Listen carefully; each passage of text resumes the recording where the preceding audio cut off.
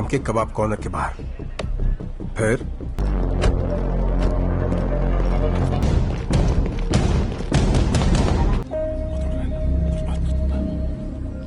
Halo sahabat, Assalamualaikum. Semoga sehat selalu dan senantiasa berbahagia. Terima kasih sudah subscribe dan menyimak video-video LK21 Revive.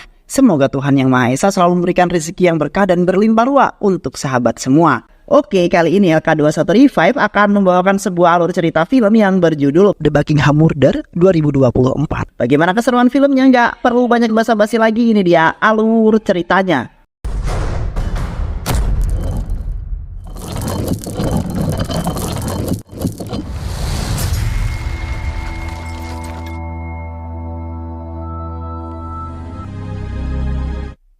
Di sebuah kota telah terjadi sebuah pembunuhan di tempat bermain yang dilakukan oleh seorang pria muda bernama James Thomas yang berhasil ditangkap oleh kepolisian. Di samping itu, seorang detektif wanita bernama Jess telah menggugat James di pengadilan karena telah membunuh putra kecilnya. Di saat itu James mengaku bahwa dirinya tidak sengaja menembak karena pada saat itu keadaan sedang sangat kacau, di mana semua orang yang berada di tempat bermain tersebut berlarian.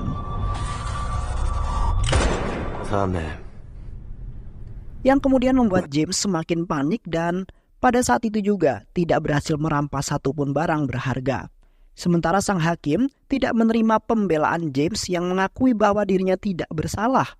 Alhasil, James pun langsung dijebloskan ke dalam penjara seumur hidup karena telah membunuh banyak sekali orang pada waktu itu. I'm sorry.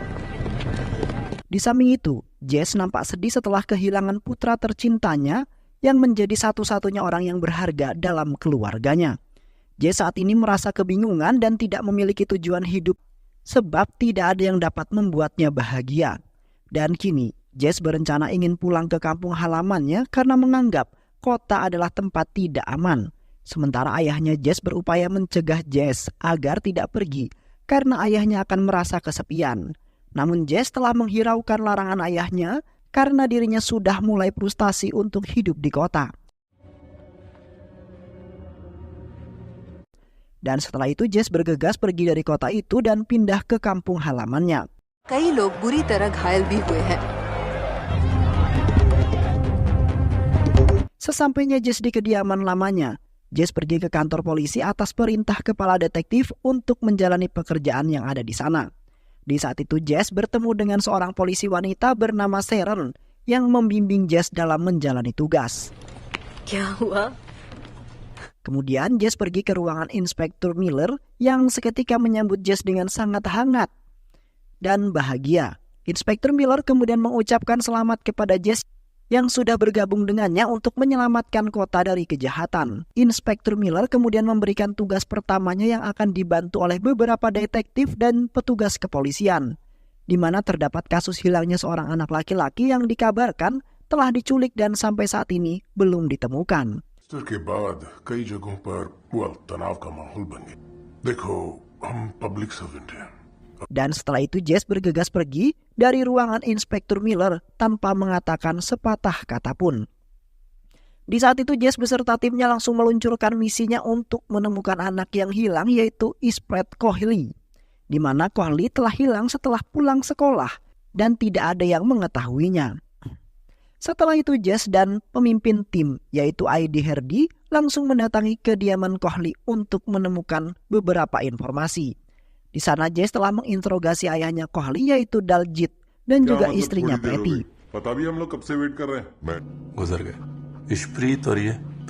Yang pada saat itu mengatakan bahwa Cohley hilang seketika setelah menuruni sebuah bis seperti biasanya.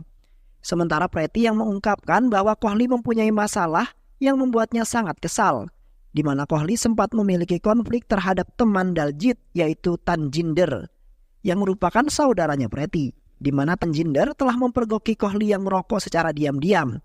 Kemudian Tanjinder memukulinya sebagai pelajaran karena Cohley telah melakukan kesalahan. Sementara temannya telah merekam hal tersebut kemudian menyebarkan video itu ke sosial media. करना चाहती पर सिरिंज पाजी ने उसे थप्पड़ मार दिया था. Setelah itu Jess beserta timnya langsung melakukan sebuah penelusuran. Di saat itu Jess dan Hardy sama-sama mengeluh karena saat ini mereka telah mendapatkan masalah yang sama, di mana mereka berdua merasa kebingungan untuk menyelesaikan hal tersebut. Dan saat ini mereka berdua telah mendapat sebuah tugas yang sangat sulit dan membuat mereka sangat kebingungan. Jess dan Hardy kemudian telah mendatangi kediaman temannya Kohli yang mungkin saja mengetahui kejadian kehilangannya Kohli itu. Di saat itu seorang anak perempuan telah menjelaskan bahwa dirinya tidak merasa aneh pada Kohli yang selalu ceria di dalam kelas. Dan ketika belajar, temannya itu sempat melihat Kohli yang mengoceh karena kelas piano telah digagalkan. Kemudian membuat Kohli sangat bersedih dan tidak mengatakan satu patah kata pun. Sementara di satu sisi, rekan-rekan timnya Hardy telah mendatangi beberapa lokasi yang telah dihampiri oleh Kohli, di mana mereka telah mendapat rekaman video CCTV yang menangkap Kohli ketika turun di taman kota.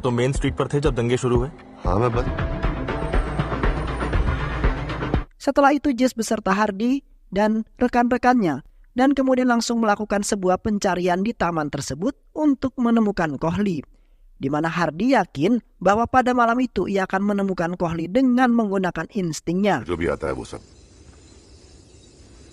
Dan setelah itu para timnya langsung menelusuri area taman tersebut. Terlihat semua tim sudah mengelilingi taman itu tetapi tidak menemukan apapun. Yang kemudian Hardy memutuskan untuk menghentikan pencarian itu yang tidak menghasilkan apapun.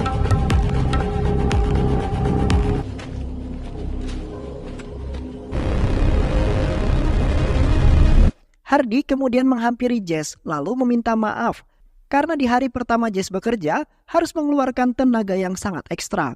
Sementara Jess sendiri tidak mengeluh apapun karena memang sudah menjadi tugasnya untuk mengamankan kota. Dan kini Jess akan benar-benar bekerja keras untuk menemukan si Kohli.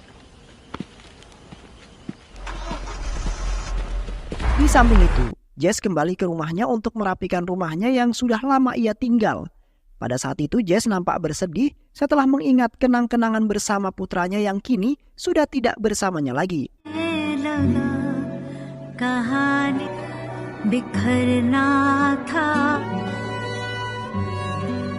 Jess kemudian beristirahat sejenak untuk menenangkan dirinya sembari memeluk pakaian putranya.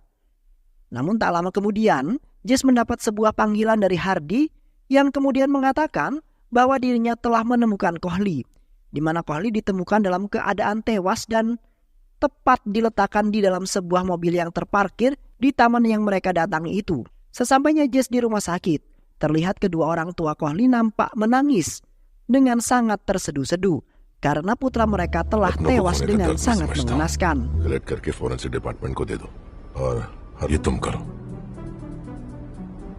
Pada saat itu Jess menemui Diljit untuk mengambil dokumen adopsi, di mana Kohli ternyata adalah anak asuh yang mereka ambil dari panti setelah mengalami corona selama 1 tahun.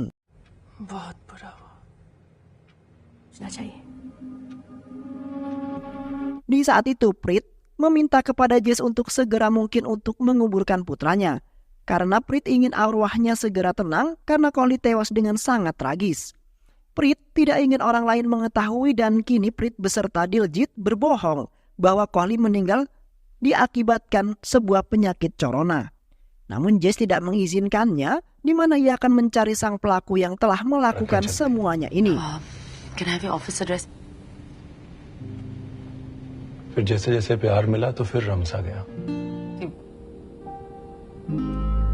Keesokan harinya, Hardy beserta yang lainnya kemudian melakukan sebuah autopsi terhadap mayatnya Kohli, yang pada saat itu sudah menyatakan bahwa Kohli mendapati luka cekikan pada leher yang ia dapati.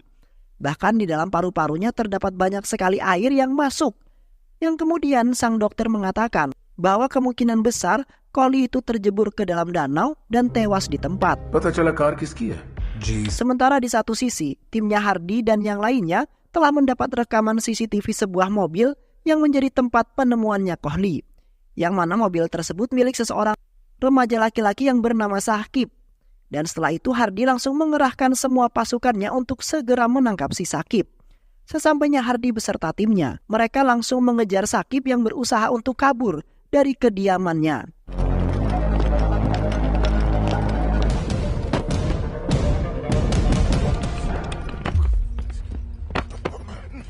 Yang akhirnya Sakib pun tertangkap, kemudian dibawa ke kantor kepolisian.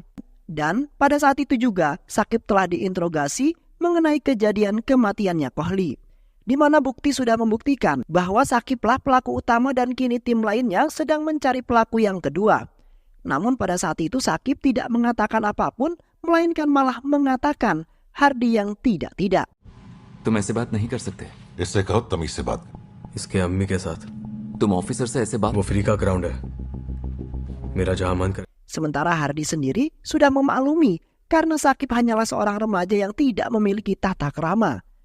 Hingga akhirnya Hardi memutuskan untuk mengakhiri interogasi tersebut dan menunggu hasil dari Jess. शायद तुम्हारी सजा। सुन साले चूतिए।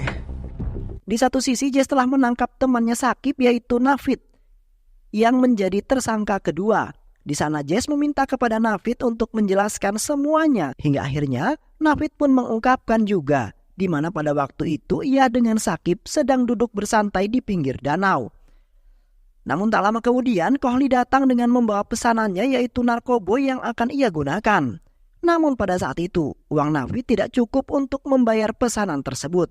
Kohli kemudian meminta agar Navid bisa mengembalikan narkoba itu.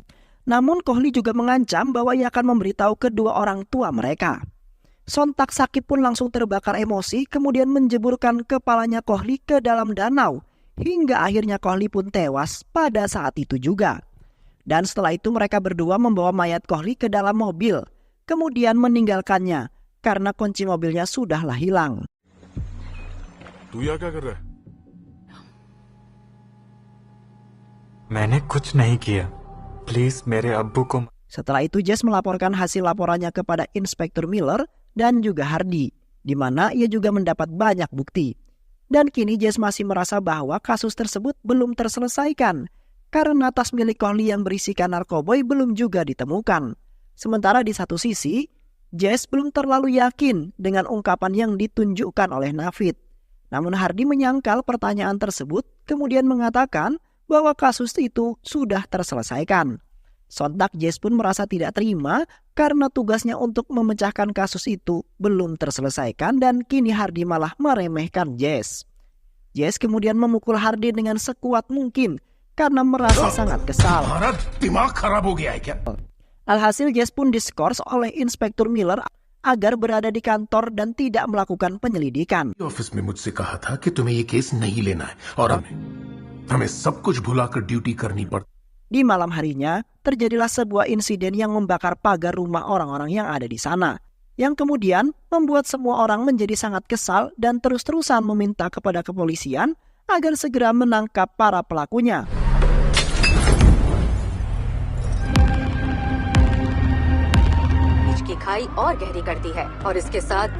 Sedangkan di satu sisi, Hardi mendatangi rumah sakit untuk menjenguk istrinya yang dirawat. Hardi kemudian meminta maaf karena sampai saat ini dirinya belum bisa memberikan yang terbaik untuk istri tercinta. Hardi merasa sangat sedih karena istrinya sampai saat ini masih mengalami koma berkepanjangan. Kemudian membuat Hardi tidak bersemangat dalam bekerja sekaligus merasa sangat kesepian. Namun Hardi tidak akan putus asa dan akan terus berusaha sampai istrinya itu kembali pulih, kemudian menemaninya lagi seperti dulu. Saqib को आज रिमांड में हमारी हालत में सुधार आ सकता है. Di sebuah bar, terlihat Jess beserta teman-temannya mendatangi tempat tersebut untuk menenangkan pikiran mereka. Di sana, Jess nampak bahagia karena ia bisa melepaskan kesengsaraannya serta penderitaan yang sangat cukup mendalam. Namun seketika Jess lagi-lagi teringat akan putra tercinta yang terus menghantui pikirannya. Kemudian membuatnya semakin stres jikalau mengingat kejadian yang sangat mengerikan pada waktu itu.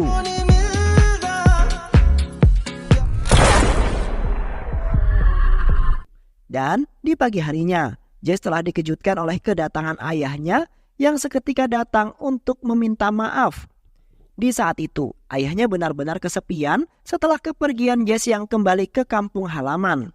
Ayahnya kemudian mengatakan bahwa dirinya sangat bahagia karena putrinya sudah tumbuh dewasa dan sangat bijaksana, di mana Jess telah membuatnya bahagia meskipun Jess tidak lagi merasakan kasih sayang dari seorang emak. Seketika Jess mengucapkan ribuan terima kasih kepada ayahnya yang sudah menyayangi serta memberikan perhatian penuh hingga saat ini. Jess kemudian meminta kepada ayahnya agar bisa tinggal bersamanya, karena saat ini dirinya sedang diskors oleh bosnya sebab dirinya melakukan sebuah kesalahan. ना रख दे इसे कहीं और आप रुक जाओ मेरे साथ। लगी रहे पुत्र। Seiring berjalannya waktu, terlihat Jess berusaha keras untuk mengumpulkan banyak bukti untuk mengungkapkan pelaku yang sesungguhnya. Karena menurutnya terdapat beberapa pelaku lainnya yang masih belum terungkap. Karena selama penyelidikan, Jess merasakan ada hal yang sangat menjanggal dan membuat sebuah teka-teki yang harus dipecahkan. Jess kemudian mengumpulkan semua bukti itu, kemudian ia tunjukkan kepada Inspektur Miller. गाड़ी वहां पे थी क्योंकि उनके पास कोई solid proof लेके जाना हो चाहता है कि वो बदल गया है, थोड़ा ज्यादा हो गया। और अपने आसपास किसी को करने भी नहीं देता ड्रग्स को कंज्यूम करके। जब मैंने उसकी हालत देखी Yang pada saat itu Jess mengungkapkan bahwa menurutnya pelaku dalam pembunuhan tersebut telah melibatkan banyak orang. Jess kemudian meyakinkan Inspektur Miller bahwa dugaannya saat ini sepertinya sangatlah benar dan juga valid. Dan kini Jess akan mengungkapkan semuanya dan akan membuktikan kepada Hardy. Sementara Inspektur Miller nampak seperti tidak menerima laporan tersebut, di mana Inspektur Hardy telah memerintahkan Jess untuk tetap berada di kantor karena masih menjalani skorsing. Akhirnya, Jess pun bergegas pergi dengan perasaan yang sangat marah dan akan mengungkapkannya dengan sendiri tanpa bantuan siapapun dari kepolisian. या बिल्कुल सच। और DI Hardy अब भी इस केस पर क्यों है, जो उसने किया ही नहीं। क्या आप इस Di malam harinya, Jess pergi mengunjungi Sakib yang masih berada di sel tahanan. Pada saat itu Jess meminta kepada Sakib agar bisa menjelaskan semuanya mengenai kematiannya Kohli. Dan akhirnya Sakib pun menjelaskan karena Jess menjanjikan bahwa dirinya akan segera mungkin dibebaskan. Sakib kemudian mengungkapkan bahwa pada saat itu Kohli memang benar-benar mengantarkan pesanan Navid. Pada saat itu uang Navid memang kurang untuk membayar narkoboy itu. Kohli kemudian ingin mengambil kembali narkoboy tersebut dan berniatan ingin mengadukan semuanya kepada kedua orang tua Sakib dan juga Navid. Seketika Sakib langsung terbakar emosi, kemudian mencelupkan kepalanya Kohli ke dalam air dalam waktu yang sangat lama. मुझे कुछ समझ नहीं आ रहा। मैं गए थे कोकेन मारने, तलब में मुझसे रहा नहीं जाए। को बता दूंगा। क्या बताओगे? Setelah itu Sakib memerintahkan Kohli untuk pergi dan mengancam ingin membunuhnya. Di samping itu Sakib dan Navid langsung menggunakan narkoboy tersebut. Dan kemudian mereka berdua berenang di danau itu untuk bersenang-senang. Sampai pada saat itu mereka berdua telah menemukan sebuah mayat yang mengapung di danau itu yang ternyata adalah Kohli. Seketika Sakib dan Navid langsung membawa Kohli ke daratan, kemudian meletakkannya di dekat semak-semak. Dan setelah itu juga mereka berdua langsung pergi dari sana karena sangat ketakutan. Karena nantinya mereka akan dianggap sebagai pelaku tersangka. प्रीत मेरे भाई जैसा था। सारी गलती मेरी है। Di saat itu pula, Jess mengikuti Hardy dan Simon yang pergi dengan membawa Navid menuju hutan. Di sana Hardy meminta kepada Navid agar tidak mengatakan semuanya kepada Jess, bahwasanya ia terlibat dalam kasus tersebut. Tak lama kemudian Jess beserta Inspektur Miller dan pasukannya langsung mempergoki mereka berdua yang seketika ingin membunuh Navid. Jess kemudian meminta kepada Hardy agar melepaskan Navid yang tidak bersalah.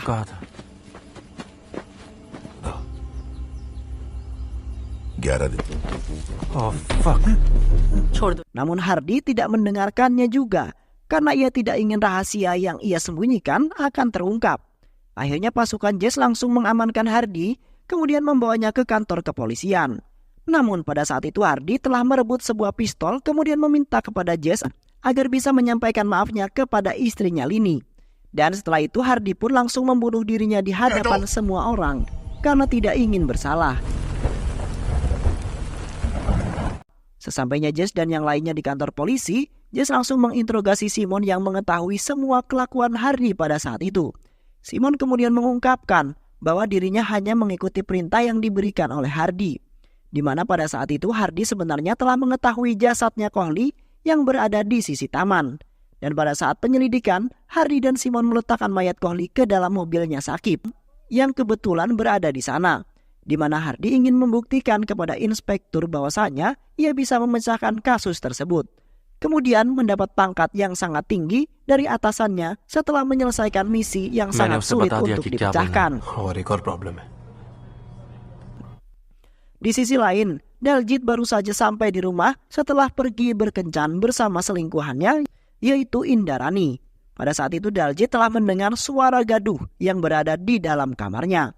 Daljit kemudian berlari ke kamar untuk memastikan bahwa tidak terjadi apa-apa pada istrinya. Dan seketika Daljit terkejut setelah melihat istrinya yang berduaan bersama Prifty di dalam kamar itu. Daljit kemudian menghajar habis Prifty yang berani berselingkuh dengan saudara perempuannya sendiri. Hingga akhirnya Prifty pun tewas di tangan Daljit pada malam itu juga. Di samping itu, Jess beserta pasukannya langsung mengamankan Daljit dan juga Prit. Di saat itu Prit mengatakan bahwa dirinya tidak menyangka bahwa Prifty akan melakukan hal yang sangat memalukan tersebut. Yang padahal Prifty adalah orang yang sangat spesial dan sudah ia anggap sebagai adiknya sendiri. Namun kini Prifty telah memberikan sesuatu yang membuat Prit sangat kecewa. Sementara Jess sedikit tidak mempercayai perkataan Prit yang sedikit ragu dalam menjawabnya. Jess kemudian melontarkan sebuah pertanyaan mengenai Indrani yang merupakan selingkuhan gelapnya Daljit. Dan seketika Prit pun langsung terdiam dan tidak mengatakan apapun. Jail में था तो 4 साल तक वो हमारे साथ मोलेस्टर. अब किसी इंद्रानी राय को जानती है? Setelah Jess mengumpulkan banyak informasi, Jess beserta pasukannya melakukan penangkapan Tenjinder yang merupakan agen dealer narkoboy yang berlaku secara diam-diam. Jess kemudian mengamankan Tenjinder ke dalam sel tahanan dan tidak menerima laporan apapun karena bukti sudah menunjukkan bahwa Tenjinder benar-benar bersalah.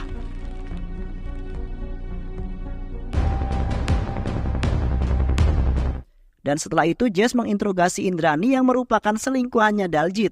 Di saat itu Indrani mengungkapkan bahwa dirinya adalah guru les pianonya Kohli, yang pada saat itu telah membuat Kohli marah ketika Indrani menanyakan mengenai ayahnya Kohli. Selain itu juga Kohli pernah mempergoki kemesraannya dengan Daljit dan sempat diadukan kepada Prit. Namun Indrani tidak pernah mempunyai maksud untuk menyakiti hatinya Prit.